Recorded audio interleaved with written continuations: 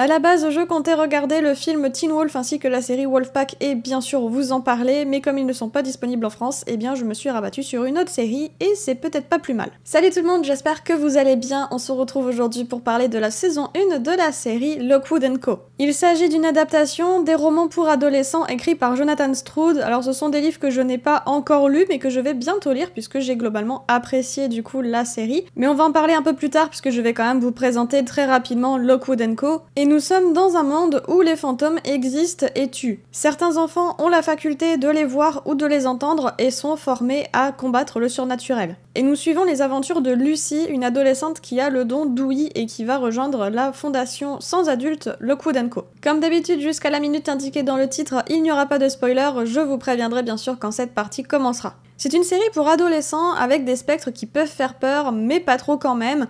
En tout cas, ça m'a fait sursauter plusieurs fois de les voir apparaître, puisqu'ils apparaissent un peu comme des screamers, donc même si je m'y attendais, eh bien leur apparition soudaine m'a fait un peu sursauter. Je trouve cependant qu'ils sont super bien faits, alors je m'attendais à une qualité vraiment médiocre pour les effets spéciaux, je ne sais pas pourquoi, je m'attendais à ça de base, alors que pourtant ils sont plutôt très corrects, donc c'est plutôt un point positif. Concernant le scénario, il est ok, mais pas exceptionnel non plus. Après, comme il s'agit d'une adaptation, peut-être que le scénario est très fidèle au livre, ou peut-être pas d'ailleurs. En tout cas, j'ai vraiment hâte de lire les livres pour vraiment en apprendre plus sur l'univers, sur l'histoire, sur tous les personnages aussi. Et j'ai aussi l'impression qu'en ayant lu les livres, on peut apprécier beaucoup plus la série. Je me demande aussi si en ayant lu les livres, on n'est pas peut-être un peu moins perdu dans les noms, puisque j'ai eu la sensation des fois de ne pas comprendre de quoi on parle à certains moments des enquêtes, puisque au final ce sont des enquêtes pour combattre les spectres, et du coup dans certaines enquêtes, eh bien, il y a beaucoup de noms utilisés, d'endroits utilisés, et par moments j'étais un peu perdue, j'avais peut-être oublié ou pas mémorisé un nom,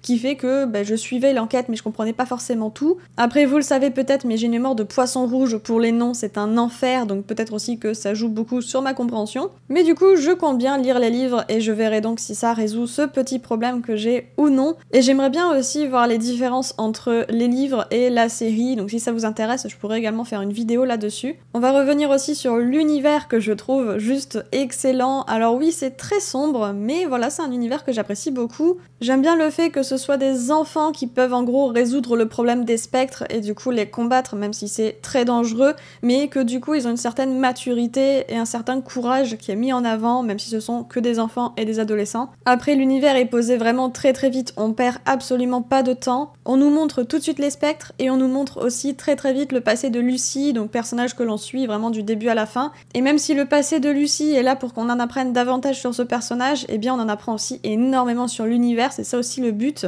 Et j'ai trouvé que le rythme était plutôt très soutenu, à aucun moment je me suis ennuyée, et plus ça allait, plus je voulais en savoir davantage. D'ailleurs, le personnage de Lucy est beaucoup développé, contrairement à ceux de ses deux collègues qui le sont beaucoup moins, même si on commence à avoir des informations sur Lockwood. Mais j'ai l'impression qu'on garde vraiment le développement de Lockwood pour la saison 2, alors j'espère vraiment qu'elle aura lieu, surtout que Netflix a tendance à vraiment annuler toutes les séries qui m'intéressent en ce moment. Voilà, donc j'espère que cette série aura le droit à une saison 2. Concernant les personnages, j'ai pas grand chose à dire, j'apprécie beaucoup en fait tous les personnages sans avoir vraiment d'adoration pour eux non plus. Et même si les personnages sont des ados, je trouve qu'ils sont quand même super matures, donc d'accord, ce sont quand même des ados, ils font quand même des fois des réflexions qui sont pas terribles, ou du moins ils prennent des décisions qui peuvent être meilleures s'ils réfléchissent un peu plus, ou s'ils sont peut-être un peu plus grands aussi, tout simplement, avec l'expérience.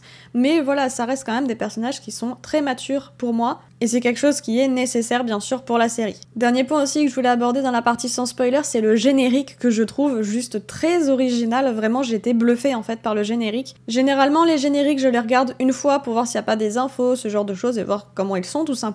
Et là j'ai trouvé super original que dans le générique on a toutes les informations pour poser le contexte de la série. Pour moi, si on regarde le générique, on apprend énormément de choses sur le contexte, on pose l'univers, donc on apprend qu'il y a des spectres, on apprend qu'il faut les combattre puisque ils font énormément de morts, donc c'est ça le fléau en fait de la ville, et qu'il y a un couvre-feu et tout ce genre d'éléments en fait qui posent vraiment le contexte de l'histoire. Et même la musique du générique, j'ai trouvé qu'elle collait super bien avec l'ambiance. Pour résumer, c'est une série pour adolescents que j'ai vraiment apprécié regarder, j'espère qu'il y aura une suite parce que vraiment je vais la regarder s'il y a une suite. Après je comprends totalement que certains n'aient pas apprécié cette série. On va maintenant passer à la partie avec spoiler, donc si vous n'avez pas vu la saison 1 de Lockwood & Co, eh bien je vous invite à aller la voir avant de continuer cette vidéo. Cette partie va être quand même courte parce que au final j'ai pas grand chose à dire, j'ai apprécié l'histoire, j'ai suivi l'histoire, j'ai bien aimé mais j'ai pas grand chose à dire, j'ai pas de débat à faire dessus, j'ai pas envie de revenir dans le détail de l'histoire. Il y a juste deux points qu'on va aborder. Le premier, c'est la relation entre Lucy et Lockwood. Honnêtement, cette relation m'a fait super peur puisque déjà à la scène de leur rencontre, ça se voit clairement dans les yeux de Lockwood qu'il apprécie Lucy,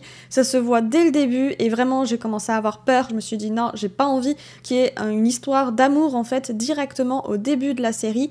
On se doute de toute manière qu'il va se passer quelque chose plus tard, que ça va évoluer, alors dans cette saison, la saison d'après, ça c'était la question, mais du coup voilà, j'ai eu très peur qu'on ait ça qui intervienne tout de suite dès le début de la série, mais j'ai été agréablement surprise de voir que finalement, non, finalement il ne se passe rien, ça évolue bien sûr tout doucement, mais ils ne se mettent pas ensemble, il n'y a pas vraiment d'histoire d'amour en fait qui se met en place, et ça c'était un très bon point pour moi parce que j'avais vraiment peur que ce soit pas le cas. J'imagine que ça va évoluer en saison 2, mais c'est pas le cas pour le moment, donc c'est plutôt bien, là on est vraiment avec les spectres, ce genre de choses, donc leur relation est vraiment en arrière-plan, et ça c'est plutôt un point positif pour moi. Et enfin le dernier point, qu'est-ce qu'il y a derrière la porte? Je veux vraiment savoir, et c'est pour ça que je me dis que s'il n'y a pas de saison 2, je vais être dégoûtée parce que rien que pour savoir ce qu'il y a derrière cette porte, je veux regarder la saison 2, parce que s'il n'y a pas de saison 2, on ne peut pas savoir. Sauf si on a lu les livres, bien évidemment, mais comme je ne les ai pas encore lus, eh bien je ne sais pas ce qu'il y a derrière cette porte, et j'aimerais bien le savoir. Par contre, s'il vous plaît, ne spoilez pas en commentaire, ne dites pas ce qu'il y a derrière cette porte, ou alors prévenez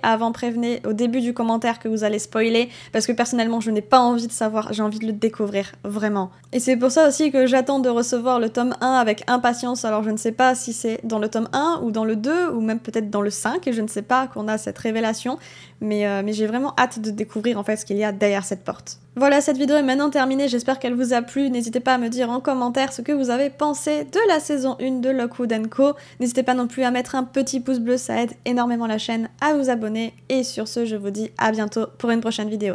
Ciao!